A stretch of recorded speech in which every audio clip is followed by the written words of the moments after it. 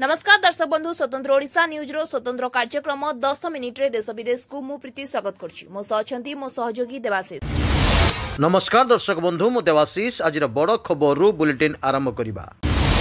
आगामी 4 दिन पर्यंत राज्यर किछि स्थान रे वर्षा, 4 दिन परे अनेक स्थान रे मध्यम और हालुका धरणर वर्षा रहिबार संभावना रहिछि। आ सहित बिजुली पवन सह घड़घड़ी रे सतर्कता जारी करछि आंचलिक पाणीपाग विभाग। पाणीपाग निर्देशिका मनोरमा महांती सूचना अनुसार आगामी 24 घंटा पाई जारी रहिबो लगाण वर्षा। एने प्रबलरू अति प्रबल वर्षा हेबार पूर्वानुमान करछि पाणीपाग विभाग। कलाहांडी, कंधमाल, गंजाम, गजपति, नवरंगपुर, नुआपड़ा जिला को सतर्कता जारी करा जायछि। बिजुली पवन सह झटका पवन 40 रु 50 किलोमीटर प्रति घंटा प्रति रहिबार संभावना रहिछि। उपकूलवर्ती जिलागुड़िक सह मयूरभंज, कोरापुट और मालकानगिरी जिले में खाली बिजुली घड़घड़ी सह झटका पवन बहिबार संभावना रही। बाकी अन्य सबु जिले में गोटे किंबा दुईटी स्थान में बिजुली घड़घड़ी सह वर्षा और हालुकारु मध्यम धरणर वर्षा सह झटका पवन 30 रु 40 किलोमीटर बेगर बहिबार पूर्वानुमान करछि आंचलिक पाणीपाग विभाग।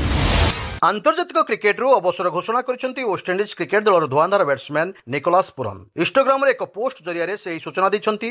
मात्र 29 वर्ष बयस रे पुरन अवसर घोषणा करी क्रिकेट जगत को चकित करिछंती। आउ 8 मास परे टी20 विश्वकप अनुष्ठित हेबाकु थिबा बेले पुरन एई निष्पत्ति दल को चिंतारे पकाइछि। एई निष्पत्ति अत्यंत कठिन थिला।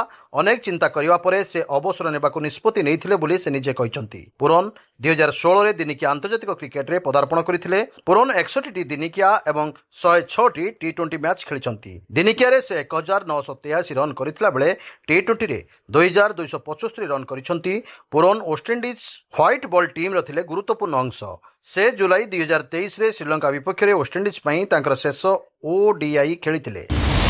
ऑस्ट्रियार ग्राजर एक स्कूल रे आखि बुझा गुलीमाड़ रे 7 छात्र छात्री समेत मोट 11 जनकर मृत्यु होईछि। गुलीमाड़ परे अभियुक्त आत्महत्या करथिबा सूचना। हत्याकारी जनक जड़े छात्र बोली सूचना मिली। गुलिकांड रे छात्र जनक एक वाशरूम रे आत्महत्या करिसेंती। गुलीमाड़ परे स्थानीय अंचल रे आतंक सृष्टि होईछि। गुलीमाड़ रे बहु छात्र और शिक्षक आहत होइतिबा सूचना मिली। ग्राजर मेयर को सूचना अनुसार बंदूकधारी जनक सेही स्कूल रो जड़े छात्र से स्कूल आसिबा बेले एक बंदूक नहीं आसीथिला। आगे जहाकू देखिला ताकू गुली मारथिला। परे से स्कूल वाशरूम को जाई सेठारु निज मुंड को गुली करी आत्महत्या करथिला। ए घटना स्थानीय समय सकाळ 10टा बेले घटिथिला जेतेबेले स्कूल चलिथिला।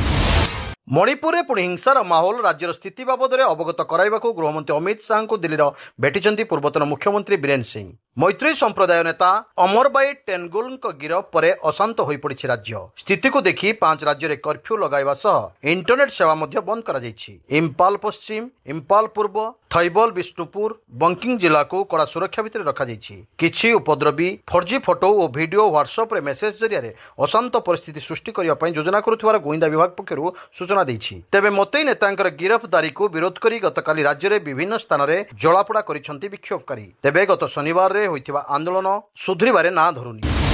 केरल उपकूल रे जळुथिबा सिंगापुर पताका लगा जहाज रे लागिथिबा निया को लिभाइबा पई आज मध्य उद्यम जारी रहिछि। भारतीय नौसेना जहाज आईएनएस सूरत 18 जन को क्रू सदस्यों को सुरक्षित भाव उद्धार करिछि। अपरपक्षे 4 जन क्रू सदस्य एबे भी निखोज अछंती।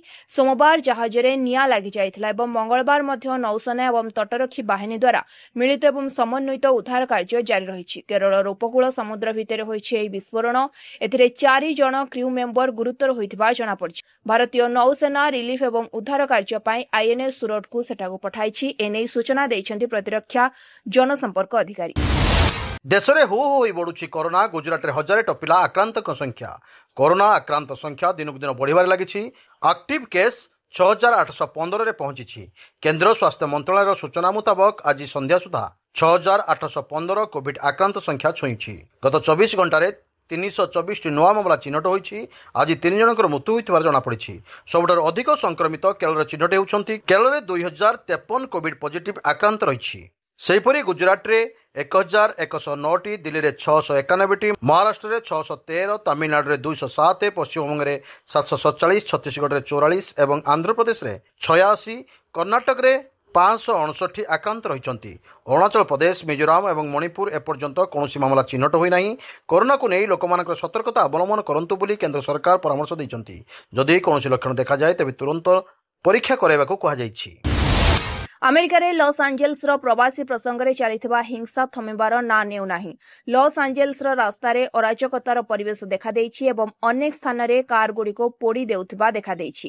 ରାଷ୍ଟ୍ରପତି ଡୋନାଲ୍ଡ ଟ୍ରମ୍ପ ଲସ୍ ଆଞ୍ଜେଲ୍ସରେ ନ୍ୟାସନାଲ୍ ଗାର୍ଡ ମୁତୟନ କରିବାକୁ ନିର୍ଦ୍ଦେଶ ଦେଇଥିଲେ, କିନ୍ତୁ ନ୍ୟାସନାଲ୍ ଗାର୍ଡ ମୁତୟନ ସତ୍ତ୍ୱେ ପରିସ୍ଥିତି ନିୟନ୍ତ୍ରଣକୁ ଆସୁନାହିଁ। ପ୍ରଦର୍ଶନକାରୀମାନେ ଅନେକ ପୋଲିସ ଗାଡ଼ି ପୋଡ଼ି ଦେଇଛନ୍ତି ଏବଂ ଅନେକ ରାସ୍ତା ଅବରୋଧ କରିଛନ୍ତି। ସୁରକ୍ଷା ବାହିନୀ ପ୍ରତିବାଦକାରୀମାନଙ୍କୁ ନିୟନ୍ତ୍ରଣ କରିବା ପାଇଁ ଲୁହାବୁହା ଗ୍ୟାସ୍ ସେଲ୍ ଫୁଟାଇଛନ୍ତି ଏବଂ ରବର ଗୋଳି ବ୍ୟବହାର କରିଛନ୍ତି।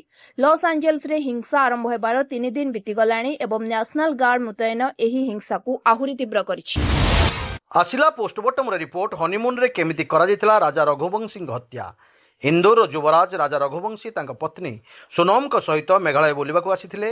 ମେ 23 ତାରିଖ ଦିନ ଉଭୟ ନିଖୋଜ ହୋଇଯାଇଥିଲେ ଏବଂ ତାପରେ ଜୁନ୍ 2 ତାରିଖରେ ରାଜାଙ୍କର ମୃତଦେହ ଏକ ପାହାଡ଼ରୁ ମିଳିଥିଲା। ସେ ଗୁରୁତର ଆହତ ଏବଂ ରକ୍ତରେ ବୁଡ଼ି ଯାଇଥିଲେ ଏବଂ ତାଙ୍କ ପାଖରେ ଏକ ନୂଆ ରକ୍ତଭିଜା ଛୁରୀ ମିଳିଥିଲା। ଏପର୍ଯ୍ୟନ୍ତ କେହି ଭାବିନଥିଲେ ଯେ ଏହି ଶାନ୍ତିପୂର୍ଣ୍ଣ ଏବଂ ସୁନ୍ଦର ଯାତ୍ରା ପଛରେ ଏତେ ବଡ଼ ପ୍ରତାରଣା ଏବଂ ଉଭୟଙ୍କର ଷଡ଼ଯନ୍ତ୍ର ଲୁଚି ରହିବ। କିନ୍ତୁ ପୋଷ୍ଟମର୍ଟମ ରିପୋର୍ଟ ଆସିବା ପରେ ପ୍ରକୃତ ସତ୍ୟ ସାମ୍ନାକୁ ଆସିଛି ଏବଂ ଏହା ସବୁକିଛି ଖୋଲି ଦେଇଛି। ରିପୋର୍ଟରେ ଉଲ୍ଲେଖ ଥିଲା ଯେ ରାଜା ମୁଣ୍ଡରେ ଏକ ଧାରୁଆ ଅସ୍ତ୍ରରେ 2ଟି ଗଭୀର ଆଘାତ କରାଯାଇଥିଲା। ବ୍ୟୁରୋ ରିପୋର୍ଟ, ସ୍ୱତନ୍ତ୍ର ଓଡ଼ିଶା ଲାଇଭ୍।